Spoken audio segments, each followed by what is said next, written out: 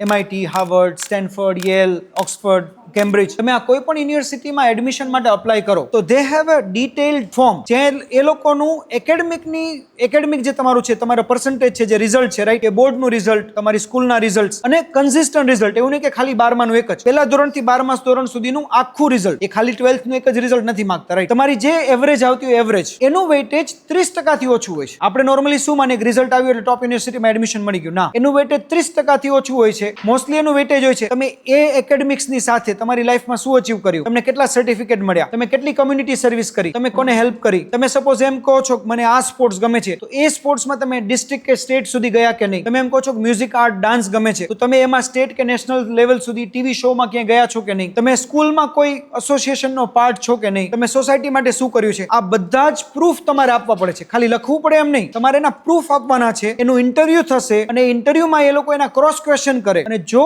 એ ક્વેશ્ચનમાં એમને એવું લાગે કે આ ખરેખર એ ચાઇલ્ડે કરેલું છે તો જ ટોપ યુનિવર્સિટીઝ એડમિશન આપે છે. કારણ એ લોકો બહુ ક્લિયર છે, એમને ઇન્ટેલિજન્ટ માઇન્ડની જરૂર છે, ગોખણિયા માઇન્ડની જરૂર નથી.